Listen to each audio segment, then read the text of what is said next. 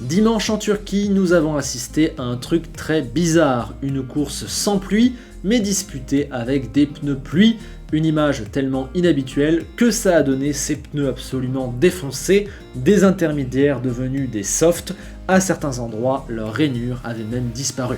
Ce scénario pour le moins incongru nous a offert un moment tactique très intéressant sur le milieu de Grand Prix où personne ne savait quoi faire, rentrer pour remettre des intermédiaires, rentrer pour mettre des pneus slick ou ne pas rentrer du tout.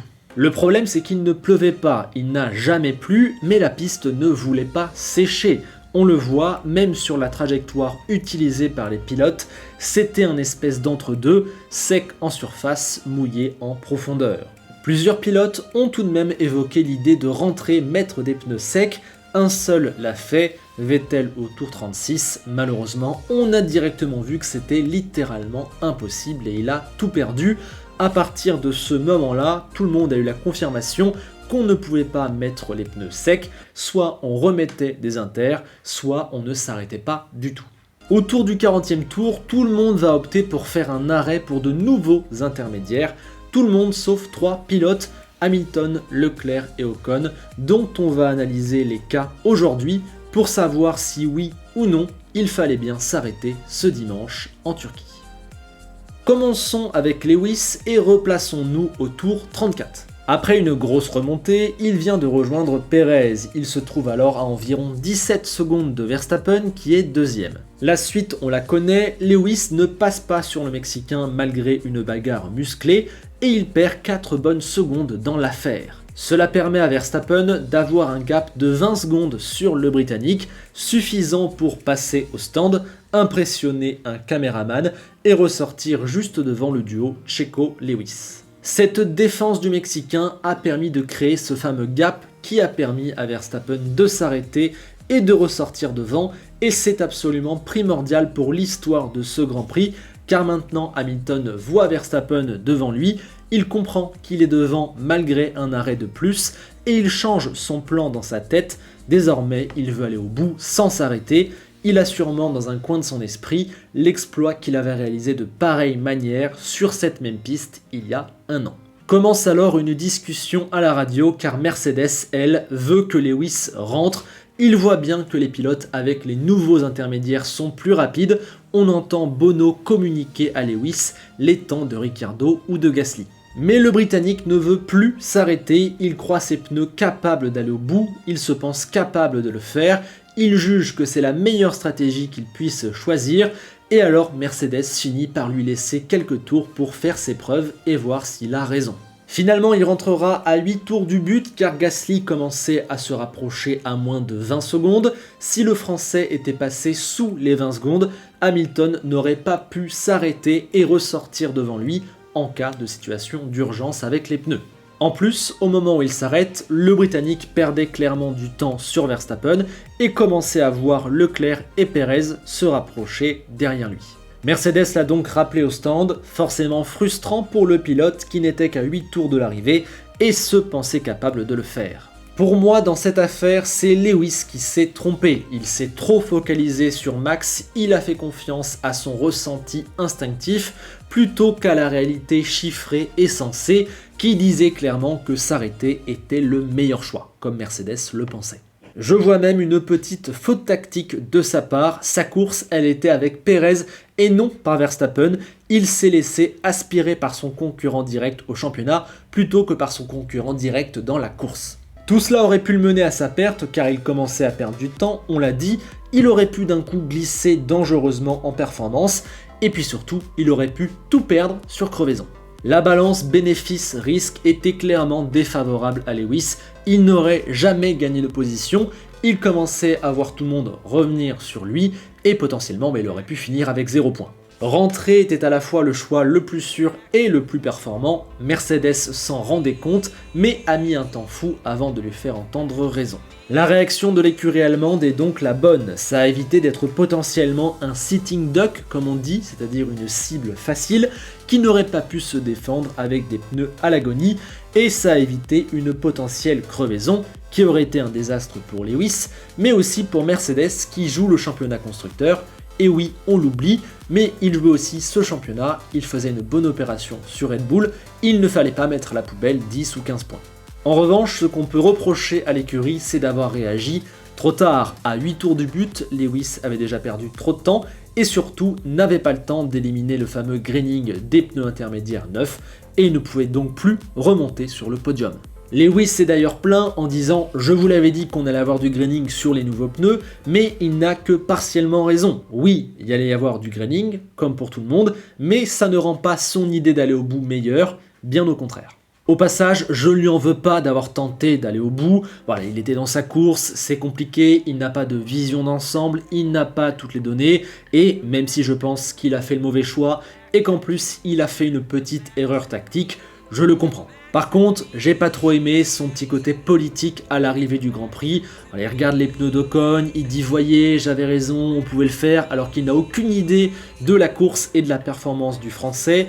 Il ne veut pas admettre qu'il s'est trompé alors que ça paraît assez clair. Bon, rien de grave, faut pas dramatiser, mais j'avoue que c'était un petit peu lourd. À la vue de tout ce qu'on vient de raconter, il est assez clair que Lewis aurait dû s'arrêter en même temps que les autres. Il aurait alors eu une nouvelle chance de passer Perez, qu'il aurait peut-être converti, et alors il aurait pu aller chasser un Verstappen, qui a été en difficulté sur la deuxième partie du Grand Prix. En tout cas, pour moi, si Lewis s'arrête en même temps que tout le monde, il y a à minima la P4, et je dirais même à minima la P3. Il aurait même pu faire un excellent coup si sa toute première idée avait été retenue, tenter l'undercut sur Perez, être le premier à mettre les nouveaux intermédiaires. Il aurait alors gagné un max de temps, et là je pense vraiment qu'il aurait été chercher Max sur la piste.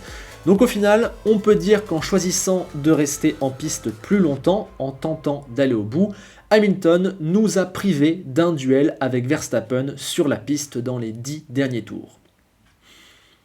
Rien que pour ça, c'est dommage. Et pour être totalement complet, que se serait-il passé s'il était resté en piste jusqu'au bout ? Évidemment, impossible de le dire précisément. Je pense personnellement que Perez serait remonté sur lui et l'aurait sûrement passé. Peut-être que Leclerc et Gasly auraient fait de même. En tout cas, le risque de perdre encore plus gros était vraiment largement présent et surtout absolument pas nécessaire. Les deux premières places étaient injouables. Il ne pouvait pas vraiment faire mieux que P3 ou P4. Il ne pouvait que perdre des positions et potentiellement tout perdre. Pour moi, il fallait s'arrêter. Passons à Leclerc maintenant. Au moment des 36e et 37e tours, qui ont été décisifs pour les arrêts, le Monégasque suivait le rythme de Bottas et de Verstappen en 3e position. Il menaçait même le Néerlandais en étant à moins de 2 secondes de lui. Max se stoppe au tour 36, Bottas au tour 37, mais la Ferrari décide de continuer, de tenter d'aller au bout sans s'arrêter pour voler la victoire ou la P2. Très bien, pourquoi pas. D'ailleurs, pendant les 5 premiers tours, les temps sont assez stables, il ne perd qu'une seconde sur Bottas. Problème, dans le tour 43, ça se détériore violemment et il perd 2 secondes 5 d'un coup. Il faut se rendre à l'évidence, ça ne marchera pas, ce n'est pas possible. Sauf qu'au lieu de réagir tout de suite, Ferrari attend que la catastrophe soit totale, le laisse encore 4 ou 5 tours de plus en piste. Et là, ça a été fatal, il perd une bonne dizaine de secondes dans ces tours-là. C'est simple, au tour 37, il avait 12 secondes 5 d'avance sur Verstappen. Au moment où il s'arrête, il n'en a plus que 4. C'est un petit exemple. Il s'arrête donc au tour 47, 10 tours après Bottas, ressort 4ème pour moins de 2 secondes devant Perez. Il se tape alors le fameux graining. Le Mexicain, lui, il a des pneus chauds et il le passe, il lui prend la 3ème place et donc le podium. Donc là, on se rend clairement compte qu'il y a un énorme gâchis. Avec ses 5 tours en trop sur les pneus, Ferrari lui a fait perdre le podium. Tenter d'aller au bout sans s'arrêter, oui, pourquoi pas, très bonne idée, allons-y. Par contre, quand on se rend compte que ça ne marche pas et qu'on est en train de tout perdre, faut réagir, faut pas laisser la catastrophe être totale. Leclerc perd la 3ème place là-dessus, c'est une pure évidence. Au tour 39, il a 32 secondes d'avance sur Perez. S'il s'arrête là, il fait 3ème. Au tour 43, le fameux tour de la dégringolade, il a encore 30 bonnes secondes d'avance sur Perez. S'il s'arrête là, il fait encore 3ème. Mais voilà, il ne s'arrête qu'au tour 47. À ce moment-là, il n'a plus que 20-22 secondes d'avance sur Perez. Ce n'est pas assez pour résister à la période de graining. Il perd le podium. Avec ces chiffres, on comprend mieux l'immense gâchis. Ferrari a eu raison de tenter, mais a réagi beaucoup trop tard. Il fallait faire rentrer Leclerc au 43e, au 44e ou au 45e tour même, ça aurait pu marcher, mais au 47e, c'était 3, 4, 5 tours trop tard, et ça coûte un nouveau podium. Et enfin, terminons avec Ocon qui lui a été au bout de l'idée, qui n'a pas abdiqué, qui a rejoint l'arrivée sans s'être arrêté. Mais alors, était-ce un bon choix? Pour le savoir, il faut revenir au tour 36 et constater que le Français était alors 11e, derrière Vettel et clairement décroché par les pilotes du top 9. En gros, il ne jouait que la 10e place face à Vettel. À la fin de ce 36e tour, l'Allemand s'arrête et tente le coup des médiums. Mauvais choix, il perd un temps monstre, il doit repasser au stand. Il est de facto éliminé de la course à la 10e place, qu'il offre donc à Esteban. À l'entrée du 37e tour, le Français a 3,7 secondes d'avance sur Giovinazzi qui est derrière lui. L'Italien ne s'arrêtera qu'au tour 40. À ce moment-là, l'avance d'Esteban était montée à 6 secondes. Chez Alpine, on décide alors de ne pas s'arrêter, d'aller au bout comme ça, et il est vrai que malgré quelques petites pertes, la performance tient.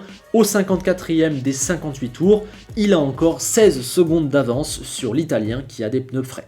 Sauf que ça va littéralement s'écrouler dans les derniers tours, je vous conseille le on-board d'Esteban, c'est effarant, il termine pour un rien devant l'Italien, c'est passé juste, heureusement que Bottas venait de lui prendre un tour. Donc oui, vous ne rêvez pas, avec ses pneus intermédiaires vieux de 58 tours, Esteban a perdu 16 secondes en 4 tours. Pour moi, il y a une prise de risque insensée, on le voit encore plus quand on regarde l'état du pneu à l'arrivée et qu'Esteban lui-même dit qu'avec 100 mètres de plus, c'était fini. On a failli tout perdre alors que le pire, c'est qu'il n'y avait absolument rien à gagner en tentant ce coup.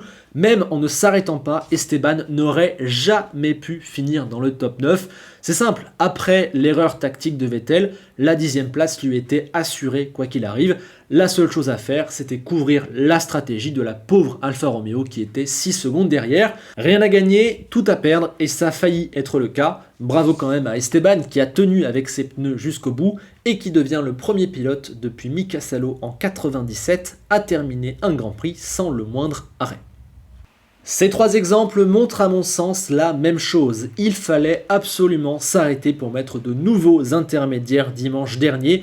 Il n'y avait rien à tenter, ni de mettre des slicks, ni de rester plus longtemps en piste. Ceux qui ont tenté ou l'un ou l'autre ont tout perdu. Coucou Vettel, Hamilton et Leclerc, et Ocon pour qui ça a failli être également le cas. Voilà, j'espère que ce décryptage vous aura plu et vous aura été utile. Personnellement, j'ai vraiment adoré faire cette analyse, fouiller dans les chiffres, voir qui avait raison, qui avait tort. Donc voilà, n'hésitez pas à réagir dans les commentaires et à mettre votre petit like et votre petit abonnement. Moi je vous quitte, je vous laisse avec Enzo Ferrari qui a envie d'engager un débat sur les pneus Pirelli. Bonne chance et à bientôt.